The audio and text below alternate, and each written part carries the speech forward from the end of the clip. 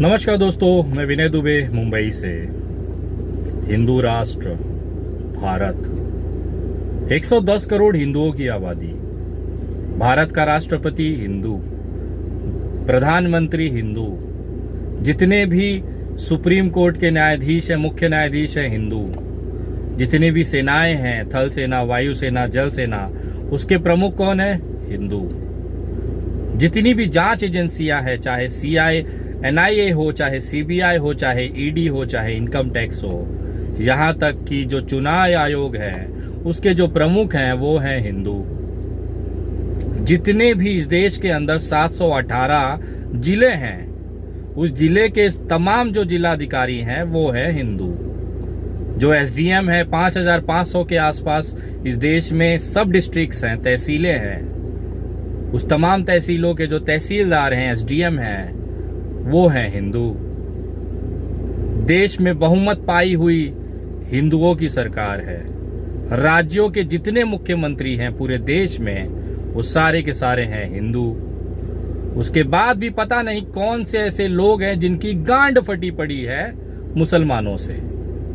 अब इसे हिंदू राष्ट्र नहीं कहोगे तो क्या कहोगे? कब तक 14% का डर दिखाकर 85% वालों को डराते रहोगे रे? और इतना हिंदू समाज डरपोक कब से होने लग गया? 800 साल मुगलों ने राज किया, तब हिंदू खतरे में नहीं आया था। 200 साल अंग्रेजों ने हुकूमत चलाई, तब भी आज हमारा हिंदू समुदाय, सनातन समुदाय अपने वर्चस्व पे है। 110 करोड़ की आबादी पहुंच गई। ये हिंदू को मिटा ना पाए, सनातन मिटाना ना पाए, और ये आज के औने पौने बाबा, ढोंगी बाबा, पोंगी बाबा, इनको हिंदू राष्ट्र चाहिए। नहीं पाकिस्तान में बैठे हो क्या जाके? ओ बाबा, पाकिस्तान में जाके बैठे हो क्या? और अभी तक तू जिंदा है? कम से कम 50 फोन आए होंगे। विनय जी, वो मरा नहीं, मरा कि नहीं मरा? मैं बोला पागल हो क्या? ऐसे लोग अपने जान छोड़ेंगे? जिसके नस नस में जहर और नफरत भरी हो, वो अपने आप को संत कहलाता है इस देश में। दुर्भाग्य है संत समाज का कि ऐसे ऐसे नमूने संत बने घूम पड़े हैं। एक संत वो भी था भोसड़ी वाला, गाजियाबाद में, यति नरसिंगा झंड। ये वैसा दूसरा पैदा हुआ है आज, इसमें कोई अलग बात नहीं है। जल समाधि ले रहे थे, ये खाट के बाल कटवा ली नाक अपनी। आज दिन भर गाली खाए हैं सोशल मीडिया पे।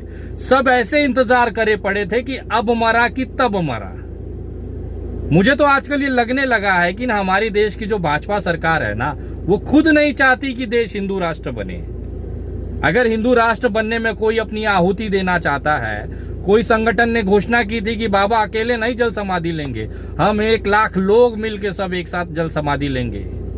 वो दिल्ली दंगे वाली हमारी रागनी बहन, वो भी वहां खड़ी होकर समर्पण किए जा रहे थे कि हिंदू राष्ट्र में मेरी भी आहुति ले लो।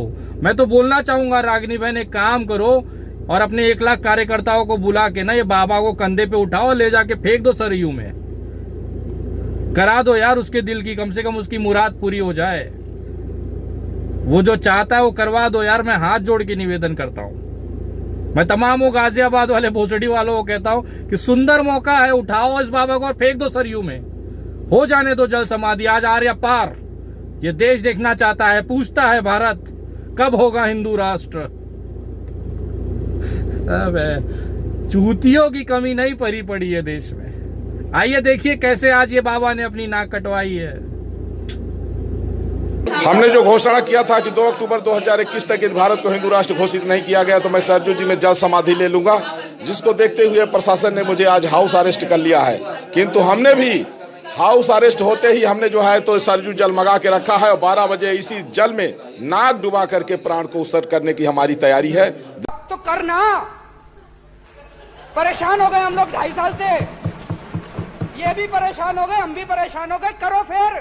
तू डूब के मर जा रे चुल्लू भर पानी में। जनता को आप मूर्ख समझना बंद कर दीजिए। इस प्रकार की बचकाना बातें किसी के गले नहीं उतरती, लोग मजाक उड़ाते हैं। गजब बेइज्जती है।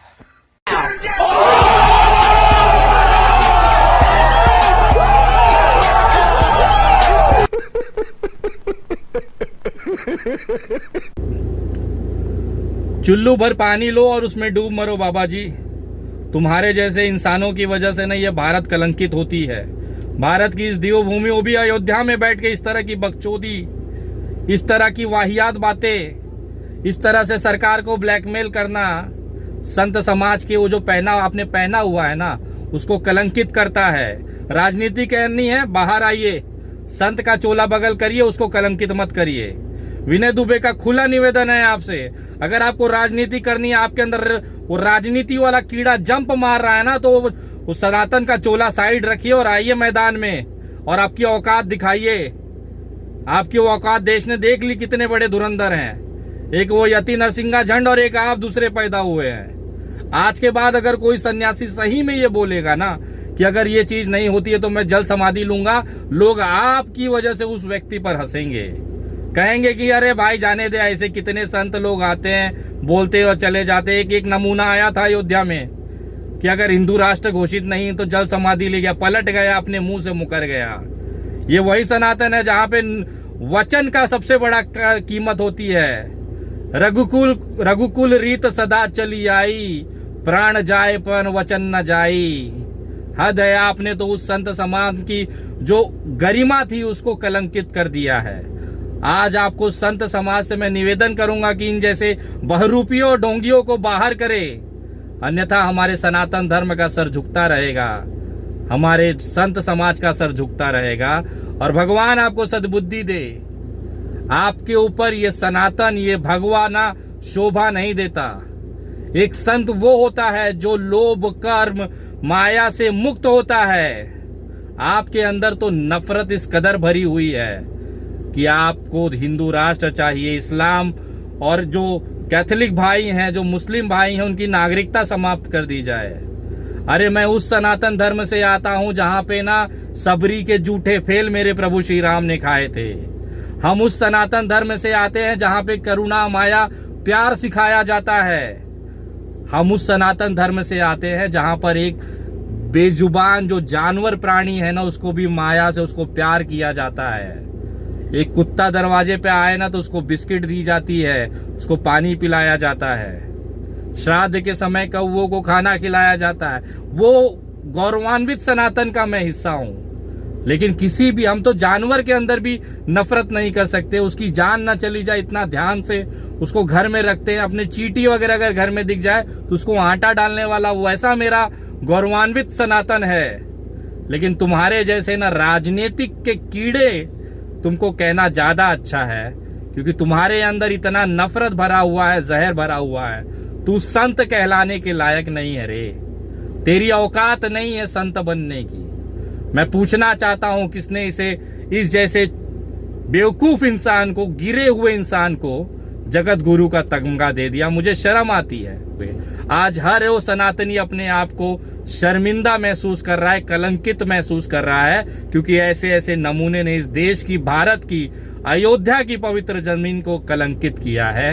ये देश है, भारत माँ इसे माफ कर। और जो भी आपके साथ समर्थन है, भगवान उनको सद्बुद्धि दे। पता नहीं कितने डरपोक लोग हो यार। मैं इतना खुला चौड़ा घूमता हूं, मुझे कभी असुरक्षा नहीं लगी, और तुम्हारी गांड फट के तालाब बन चुकी है सिर्फ 14% मुसलमानों से। थू है तुम्हारी मर्दानगी पर, थू है तुम्हारे नसों में दौड़ रहे तुम्हारे माँ और बाप के खून पर, जो इतना कमजोर है कि 110 करोड़ की आबादी होते हुए 14% से डरे पड़े हो। छी है तुम्हारे पे साला।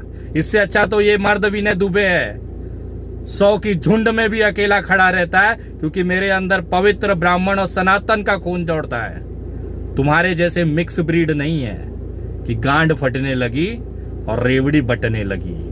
छी, जाओ रे कहीं चुल्लू भर पानी में डूब मरो। तुम्हारी औकात नहीं है कोई दावा और कोई आंदोलन और कोई चीज करने के लिए। मुंह छुपाओ कहीं जाकर। आज नाक कटवा दी है पूरे देश की तुम लोगों ने। छी। जय हिंद, जय महाराष्ट्र।